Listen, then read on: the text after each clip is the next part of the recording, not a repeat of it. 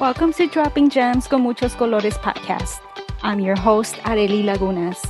This is an audio community where we own and share our stories as trailblazer moms, crafting a unique and meaningful work lifestyle, leading with passion, breaking barriers, and chasing bold dreams on our own terms. Celebrating our Latina motherhood voices to bring you genuine insights of the highs, the lows, and in-betweens of working moms from a first-gen Latina lens. We don't have to travel this journey alone. Let's get started.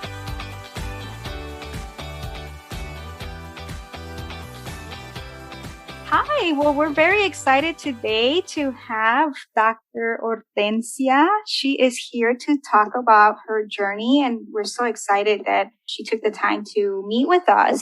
And I want to give her the proper introduction. Dr. Hortensia Jimenez was born in Nayarit, Mexico, and raised in the agriculture community of Watsonville, California. Dr. Jimenez spent her childhood years working in the fields and learned the ethic of hard work and perseverance. She holds a BA, MA, and PhD in sociology and is also a certified health coach and fitness instructor.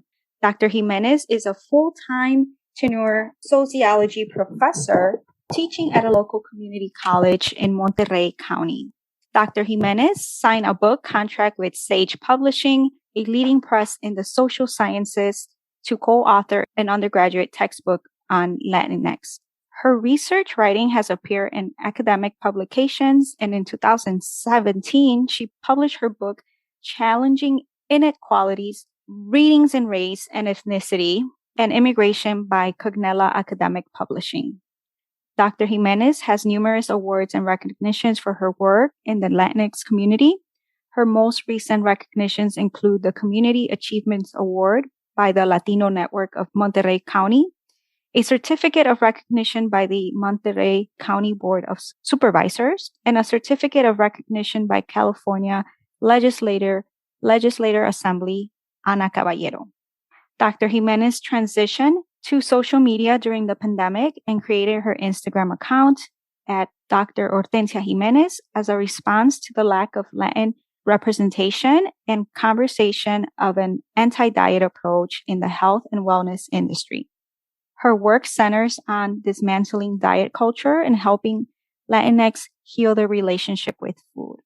And without further ado, I would like to transition to Dr. Jimenez. But before we do that, I just want to really just commend Dr. Jimenez for her work in academia. She obviously has a PhD in sociology, and I think it's just very impressive. Right now, there's less than 2% of the world's population that has a doctorate. So I think that's just very impressive. And I just want to welcome you with that.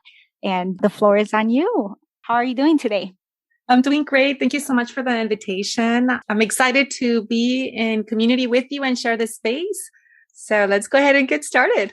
Thank you. And to start off, I would like to ask you and share with us your journey in becoming a sociology professor. And then we'll ask you a little bit more on how you became a certified health coach.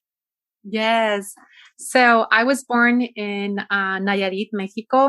I come from the Sierra Madre, the state of Nayarit. My ancestors are Huichol, and I came to the United States as a child. I came as an immigrant, undocumented immigrant, came with my grandmother and my aunt. They raised me in the United States. And so what that means is that I was unfortunately separated from my family, from my father, my mother, and my sisters.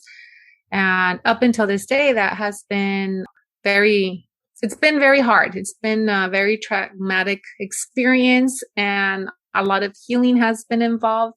But the circumstances, and I do want to acknowledge that given the circumstances, given the poverty in Mexico, the lack of opportunities where we are from, which is the Sierra Madre, people live off their land. And that's why I'm really connected to food. I'm connected to my identity. And I'm overwhelmed. I'm just so proud. I'm so proud to be here where I'm at today, knowing where I come from, because there's no opportunities, even as we speak. You can go only up to elementary school, and that's not even a school. It's like a building, or it's the church, so there's a lot of lack of opportunities. Es un ranchito. And so understanding the social context and the economic, but also like patriarchy and why I'm here, has a lot to do with patriarchy and oppression and how my father made a decision without my mother's consent. And my mother, up until this day, has so much grief. We both have a lot of grief because we were separated.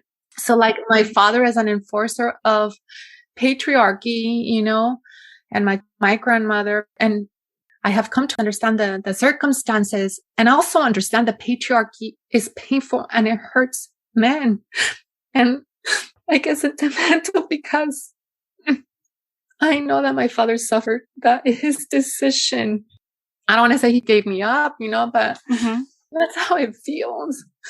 And, it still hurts. So like, I understand like the machismo and the patriarchy like affects men. And I know that at one point in his life, he regretted that decision. So, I want to provide that context because by sharing something so intimate and so personal is so painful, but that has defined who I am and my identity as a Mexican immigrant growing up in the United States, and my passion for higher education, my thirst for opportunities in life, right? Because I sacrificed being away from my family. I did not have that decision. That decision was made. But when I had the age, when I was 18, I decided that I was going to stay here, that I already had, sacrificed so many years of schooling in the US that I was going to continue my education, so I felt like empowered and felt that I had a voice when I was 18, to say, I'm going to stay in this country. I already had my green card and I'm like, I'm going to go to college, like, ya me sacrifiqué de estar lejos de mi familia. Eso es lo que pensaba, right?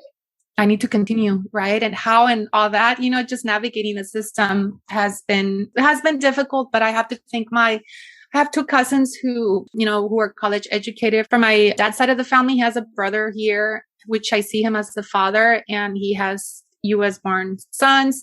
And two of them went on to college, and they would always tell me, "You're going to go to college?" Yes. Well, make sure you take college prep courses. But their like orientation and their guidance was, take college prep courses, do this, do that, but sort of giving you direction, but kind of vague. Right. So kind of navigating that. But I always looked up to them like, oh, my cousins are in college, And so I was like, okay, I can do this, even though, I had my family back in Mexico. So I went through different stages, right? If I talk about like my life journey, like there's been pivotal moments in my life, coming here as a child, undocumented, and you don't know like why you were separated from your family. And then you grew up with a very strict Catholic family, like my grandma and my aunt, and they were very conservative. So I had a really tough childhood. Then the teenage years. And that's where you start trying to figure out, why am I in this country? Like, when Mother's Day would come up and Father's Day, and I would have to write like a Mother's Day card to my aunt or my grandmother. Like as a kid, you don't understand, like, why is it that I'm not with my family? And it must be very, very hard. Yeah. And I want to thank you for sharing that story with us and showing your emotions to us. Shows how strong you are and all the challenges that you have overcome. And you should be proud of yourself, because we definitely are proud of you. You are doing a lot of productive things here in the US, and being separated from your family and from your country is definitely something that I would say it's very difficult. I can relate to the part where I was also born in Mexico and I came to the US when I was 3 years old. And like you said, when we're small, we don't really capture or understand everything that is going around us. But then as we grow older and we start building our character, we start building our emotions, we make our decisions of all that sacrifice that we went through. We should put it into work, right? And where you mentioned, I wanted to make sure I did something here. I'm already here. I already went through probably one of the most hardest part of my life. Now I'm going to pay back to myself, pay back to, maybe even my ancestors, right? So thank you for sharing your story. How did you pivot into also being a certified health coach? Yes. To kind of put a closure to like the college education, I went to get my undergraduate and my master's at San Jose State University. And I found my love, my passion, sociology.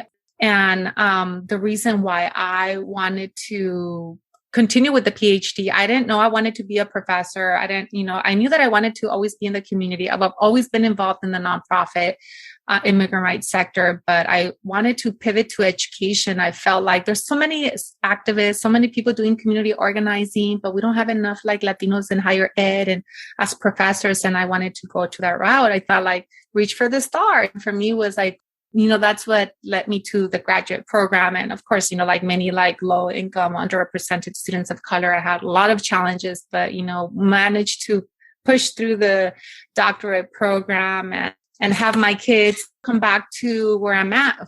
Salinas, California is a agriculture community, Monterey County. It is basically the hub of agriculture production in the United States. And so I'm really proud to be an immigrant. I'm proud to be from the immigrant community here in Salinas. And I wanted to be of service here to the students. And I teach full-time as a sociologist at a local community college that has students who are low income, first generation. They're immigrants, Mexican Americans, but a lot of indigenous immigrants as well. So I just feel like really honored and really privileged to live and work in the community where I'm at. So that's my passion, but I'm also really passionate about health, right? I'm passionate about wellness and food. And I also saw a lack in our community of providing workshops to the community about just exposure to different food, different ways of cooking our foods, right? Mm-hmm. Just introducing, like, I wasn't raised eating salads and smoothies. I wasn't raised eating certain things that I eat now. And so I wanted to be able to be part of those discussions in the community. Definitely. And I like how in the beginning you mentioned that, you come from Nayarit and you're so used to being connected to nature and your atmosphere, your environment where you grew up. So I'm assuming that a lot of the food that perhaps you ate when you were a child, you probably integrate that food concept here in the U.S. as well, correct?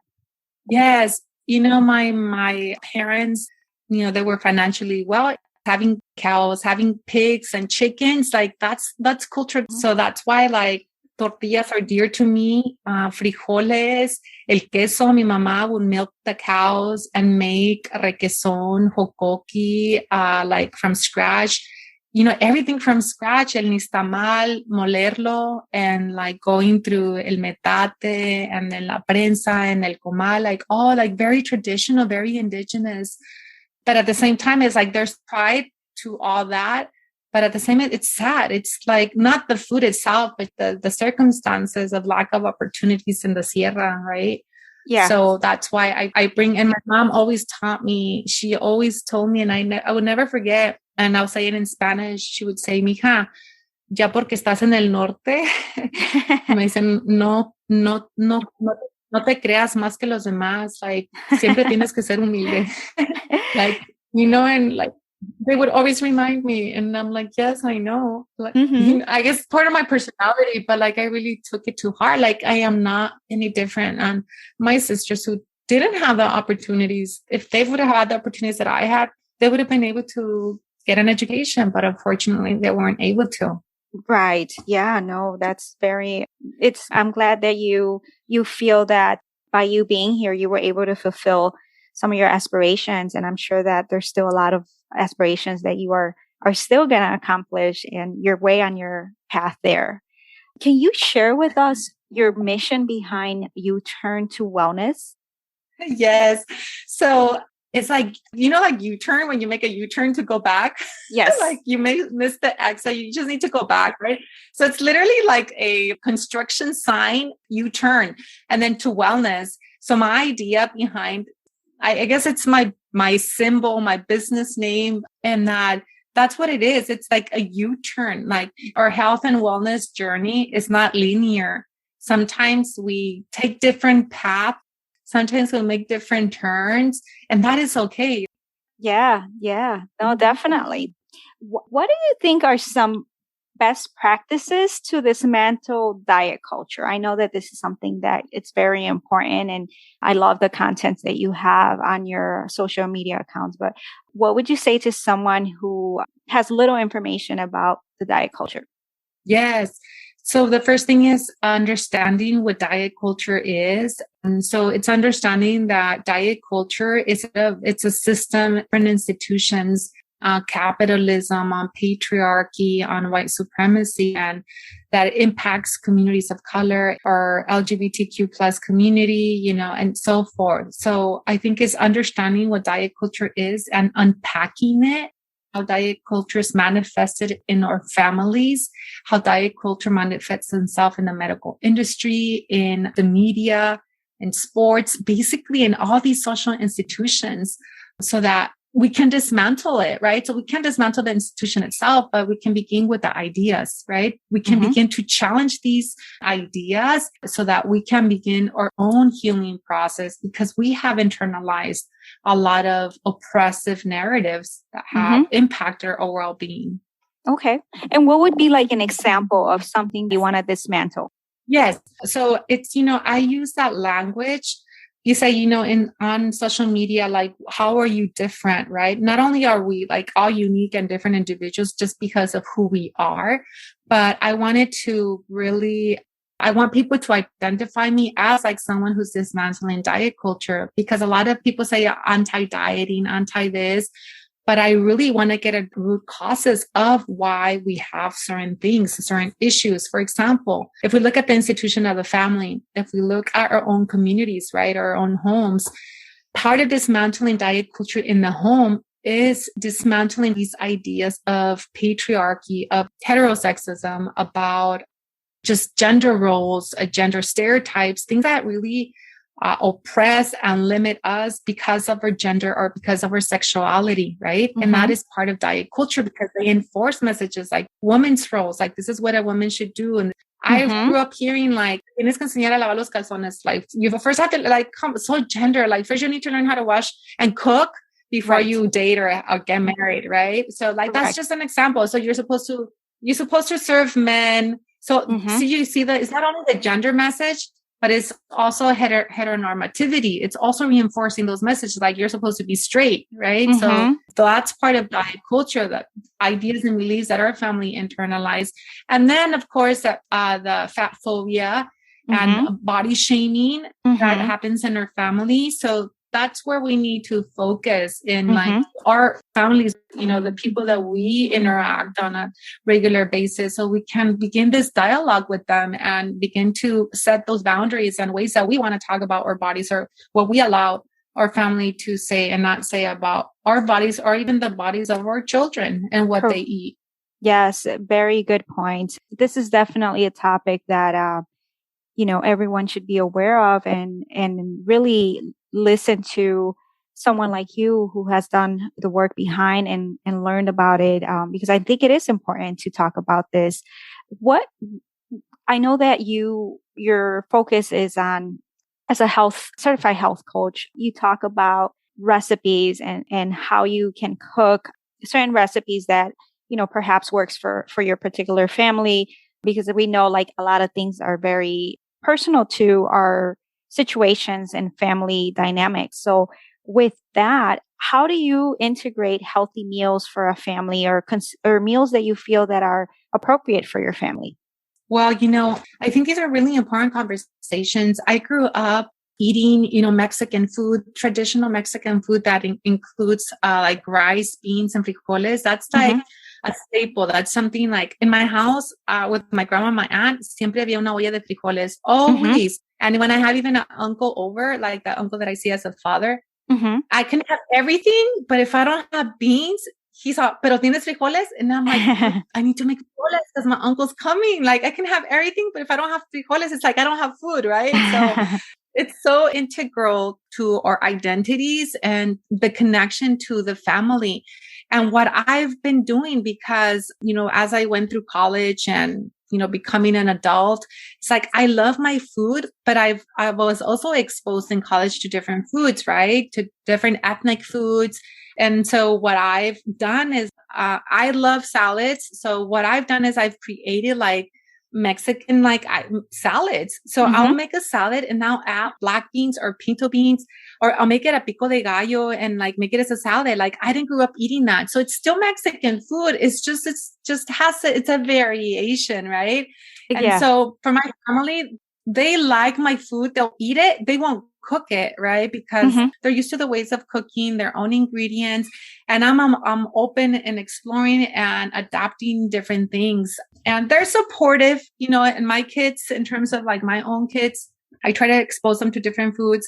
I always tell them, I do reinforce that we're Mexican. So we sometimes like, vamos a comer frijoles. And they give me the look like, oh, like that's all we're going to have. I'm like, there's queso and there's beans and there's tortillas.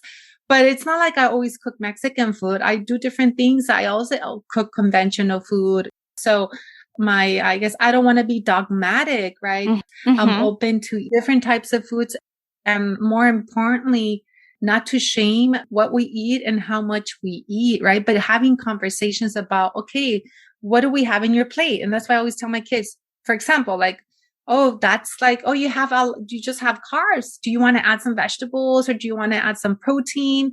No. They usually say, no quiero. Right. I make them aware and I give them a lot of freedom.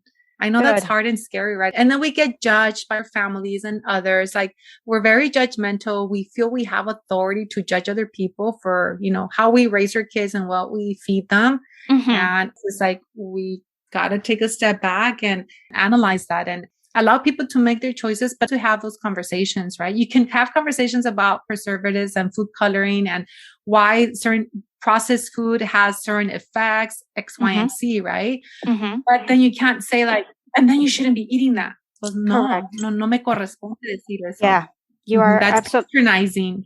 You are absolutely correct. That we could be judgmental and, we should feel no shame in, what we decide to do as a family. Yeah, very important note on that. Do you have any favorite recipes that you like to cook? Well, I love enchiladas. I was thinking, what's my favorite food? Have a lot. I love enchiladas, but I like the way that my aunt makes them because we usually use queso from Mexico, from the Sierra. Like when someone goes, it's like the queso from where we're at. So it's like, it's that stinky cheese, when, I don't know if you heard like queso que apesta, like it really. Sí. So like for me, those enchiladas are like the best. And I like them with onion, like el queso with the onion and then sí. like, right, la enchilada. Pozole is one of my favorite ones. Albóndigas, caldo de albóndigas and caldo de pollo is another one that I like. So simple food. Caldo de albóndigas, caldo de pollo, enchiladas, and los frijoles, those were really like my regular meals growing up. Okay. Yeah, we share very a lot simple, of, right? Yeah. I love enchiladas as well. And yeah, even with the queso that might smell, it's okay. But in terms of like vegetables, like las verdolagas, like that, I love verdolagas. I grew up eating a lot of mushrooms too. My aunt worked in the canneries. Sí. So looking back at like my diet growing up, we didn't have a lot of veggies. Like maybe we'd have iceberg lettuce, which I don't like that much.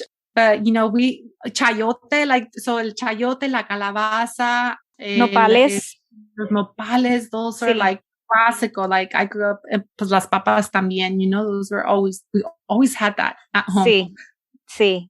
Muy, muy rico. I'm getting hungry just talking about the food that you love to cook and eat.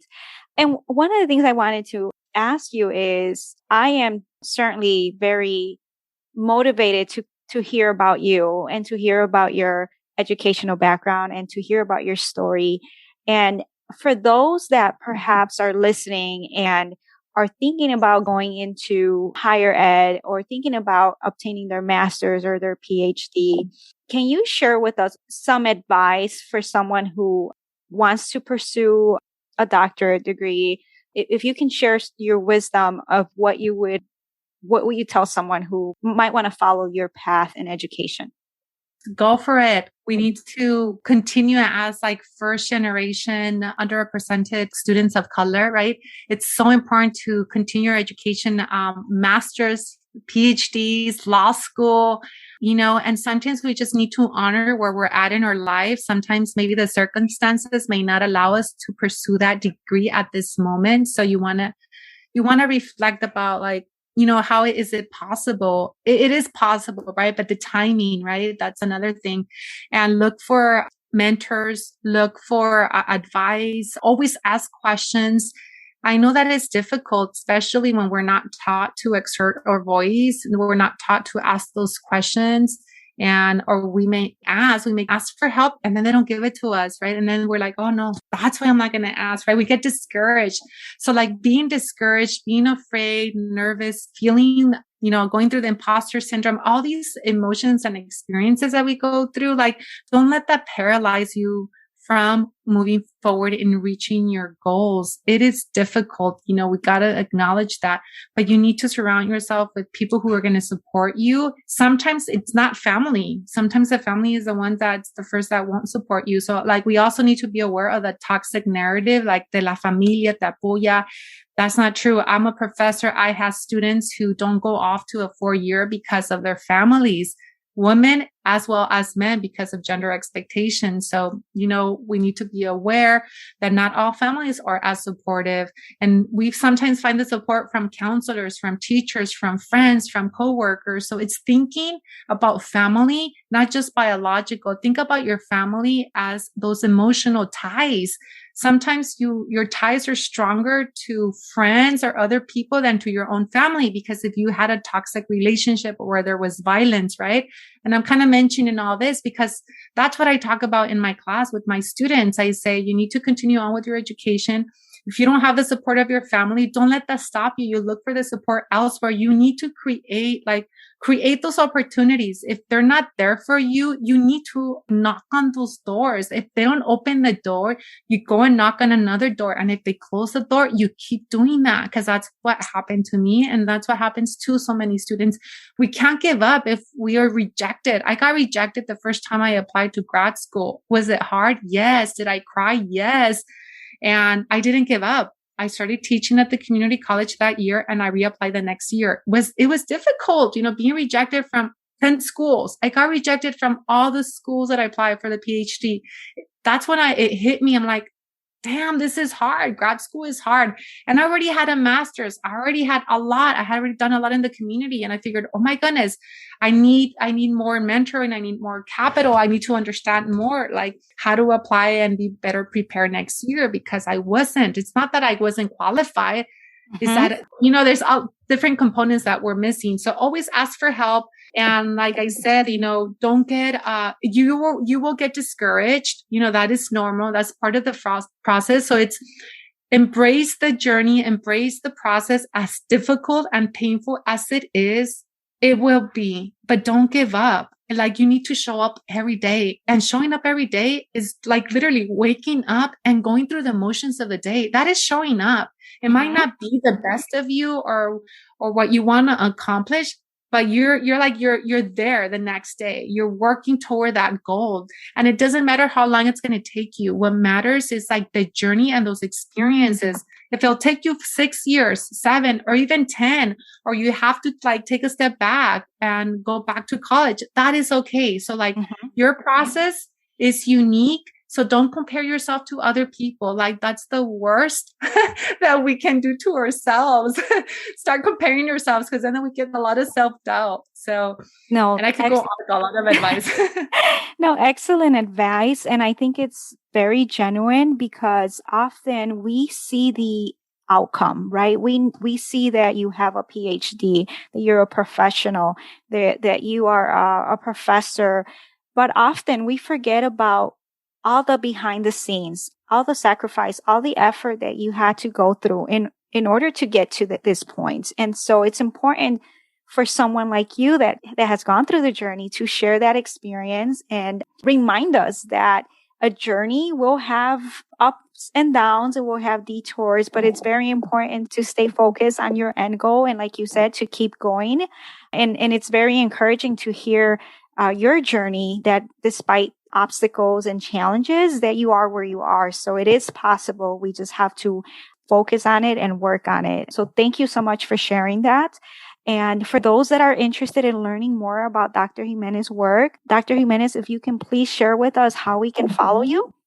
Yes, I'm at Instagram at Dr. Hortensia Jimenez, HORTENCIA Jimenez, JIMENEZ.